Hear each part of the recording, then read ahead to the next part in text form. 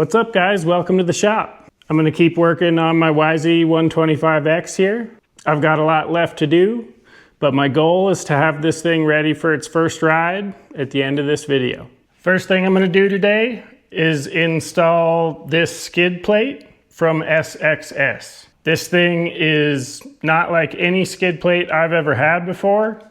It is super thick and burly. I guess they use the same plastic for these that they use in campers that have slide outs. So the slide outs actually slide on this type of plastic. And it's really interesting. The plastic's actually got like a greasy feel to it. Should be really nice and slippery so it doesn't hang up on rocks and stumps and everything like that out on the trail.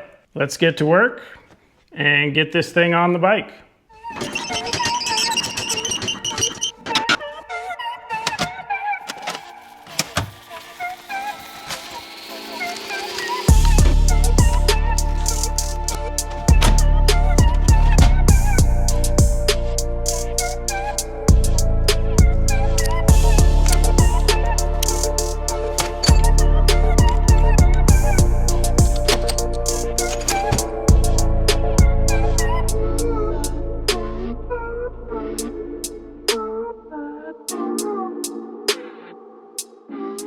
It wasn't easy to get that on there. The brackets on this skid plate are not fun to deal with, but I got it all test fit on there so that I can check that the holes in the skid plate line up with the template I have on the frame, because I want to make sure I don't drill holes in the wrong spot.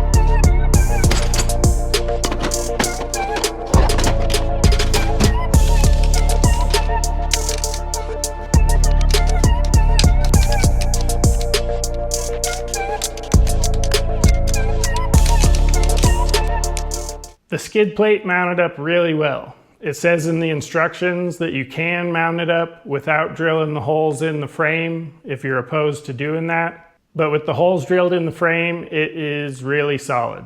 Next, I'm going to start stripping parts off this bike, so I'm ready to put new parts back on.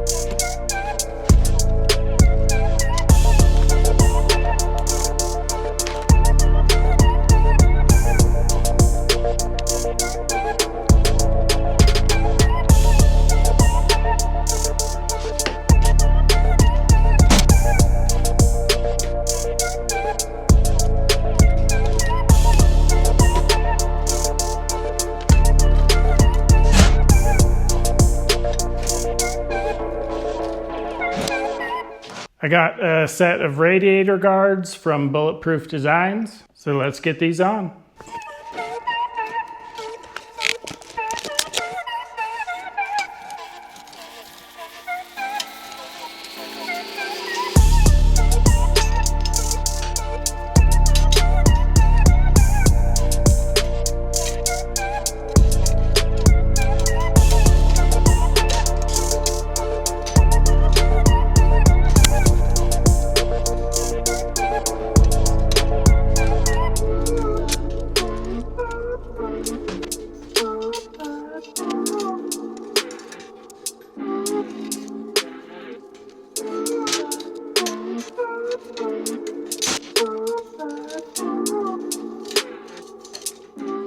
I got a bigger gas tank, so this one's coming off.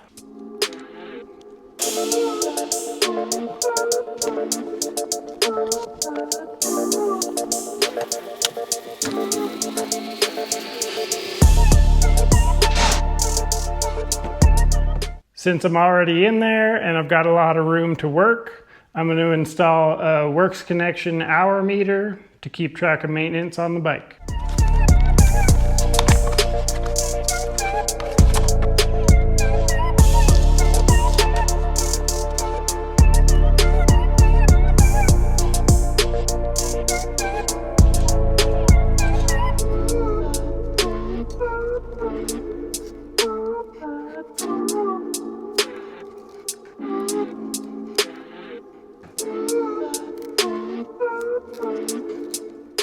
I got this radiator cap from Tusk with a temperature gauge in it. I've been running this on my KTM for a while now with no problems. I don't know how much you can actually trust these gauges to be super accurate. I do like having these as a frame of reference, so I know generally how hot my bike is when I get slowed down and stuck on a super technical part of the trail.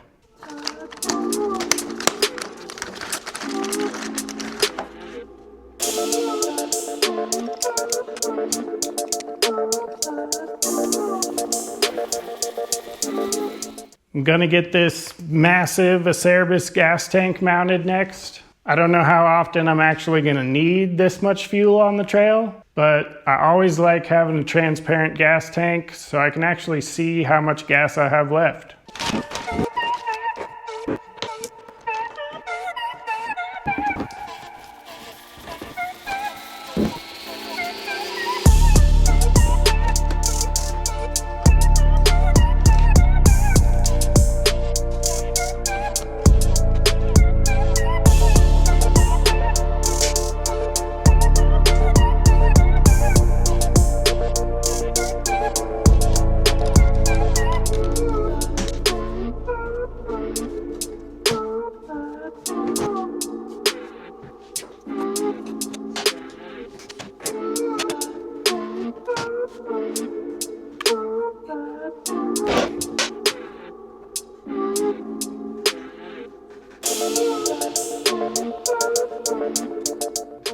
Little cherry on top.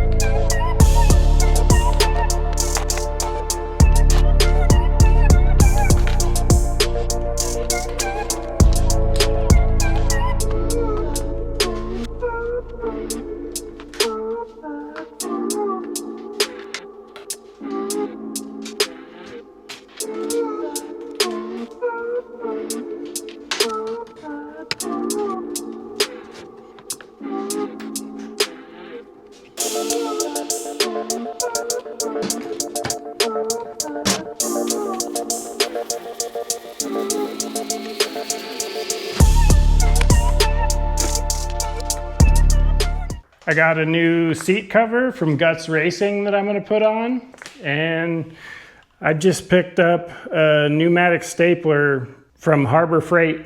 It was pretty cheap. I'm tired of doing this kind of stuff by hand and having to hammer the staples in afterwards. This should be a big upgrade.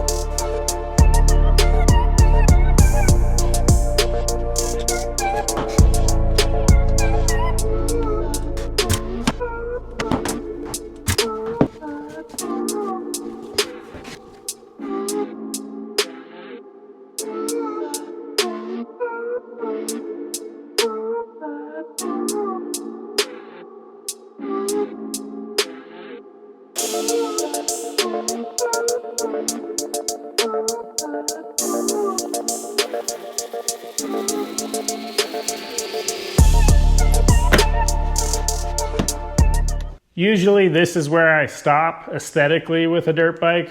I really love black plastics with no graphics. It reminds me of an old free ride bike from a Crusty Demons of Dirt video or something like that. Plus graphics look really great when you first put them on, but after they get all torn up, I don't think they look very great. So usually I stop here, but this time I figured I'd do something different. I got a set of custom graphics made from MX-Graphics, so let's slap these on.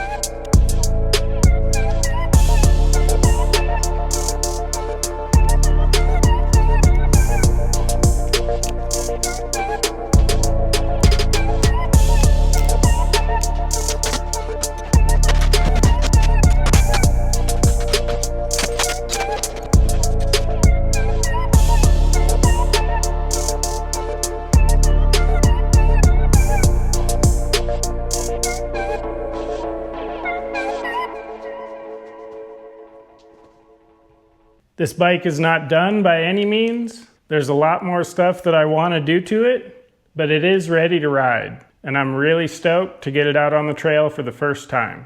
The graphics need a little bit of tightening up. I'll pull out the heat gun tomorrow and make a few relief cuts with a razor blade to get them to stick better in a few spots. I still have to set up my sag.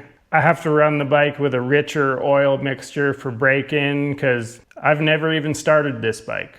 So I still got to break in the motor, cruise around a little bit, and then I can go on my first real ride. I hope you guys enjoyed the video. There's going to be more to come with this bike as I really dial it in for the kind of riding I'm going to do with it. If you liked the video, give it a thumbs up, drop a comment down below and let me know what you think. Thanks for watching. I'll see you in the next one.